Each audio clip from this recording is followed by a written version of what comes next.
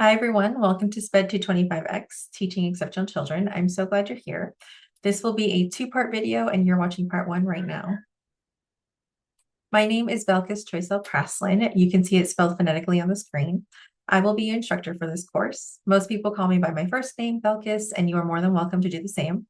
Some people or some students will call me Dr. Belkis. That works too. And if you want to try and call me Professor Choisel Praslin, knock yourself out. You got a couple of options. In this video, we are just going to do a quick review of the class details and expectations. I'll do a very quick tour of our Canvas page, and we'll finally go over how to use Edpuzzle to view the lecture recordings for this class, including part two of this video. So the first and probably most important thing to know is that this course is fully asynchronous, which means you do not need to be online at a specific day or time to join the class. In an asynchronous class, you have the flexibility to complete weekly assignments and activities on your own schedule, as long as you meet the deadlines.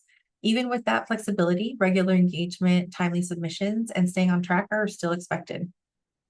In this course, we will also be exploring many social and political topics related to disabilities. The conversations that come out of these topics are always incredibly interesting, and I wish we could have more of them in a live setting. But with nearly 80 students this semester and with assignments that are mostly writing and reflection based, I spent a lot of time reading so that I can give you meaningful feedback. As an instructor, feedback is one of the things I value the most. If you put effort into your work for this class, then I will put just as much effort into reading and processing and replying to you, responding to you. I will read everything you submit from the smallest comment to the biggest assignment because I truly want to make sure that you are getting what you're supposed to be out of this course. Even if we're not meeting face-to-face regularly, please know that we're still engaging in the class together. You're not technically doing this on your own. I am on the other side of the screen. I am right here with you. So just as hard as I try to give you feedback, I also value hearing from you. So please know that you're welcome to share what is working and what is not. At the end of the day, I truly believe your growth and experience in this course matters the most. And if something isn't working or isn't right, I won't really know about it or may not come across it naturally unless you talk to me and tell me. And feel free to just drop me a quick line, however you think is best. So we're going to be using Edpuzzle, and Edpuzzle is a tool to watch pre-recorded lecture videos for this class. The tool lets me embed these quick questions throughout the video so you can engage with the content. We will be accessing Edpuzzle directly through assignments on Canvas, and you'll be redirected to an external link, or you can watch the video and the little quiz pops up as you watch. You should not need a login to access Edpuzzle, and if for any reason you're prompted to sign up for an account, please use your specific email for the account. If you have any trouble whatsoever accessing the videos, please let me know, and I'm going to direct us over to Canvas for a quick tour, and I'll show you there where you can find my contact information as well. So here is our Canvas page. You'll see the reminder that we do not have any weekly meeting times. And then, of course, you should be watching this part one video now, and you'll be able to navigate the course with these main buttons down below or using the buttons on the left-hand side. Typically, everything you need should be located within modules, so that's where I'm going to lead you all. So at the very top of our modules, you'll find a copy of our syllabus as well as my contact information.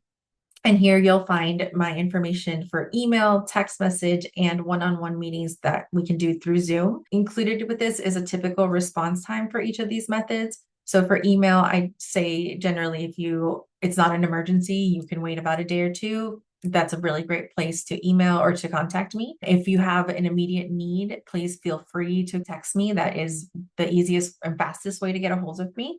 I usually will try to get back to you either immediately or like within the hour. And if it's something that warrants a conversation or you think we should have a conversation about, or it would be easier to just have a conversation than try to write it all out, you are more than welcome to schedule a one-on-one appointment with me through Zoom, and you can do that using this link here. Whatever time you choose, like you don't have to tell me about it, automatically shows up and I will meet you on Zoom.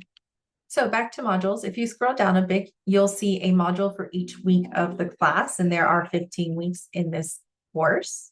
At the top of each module, you'll find the topic for the week, a weekly to-do list where any assignments that are due on Wednesdays or Sundays.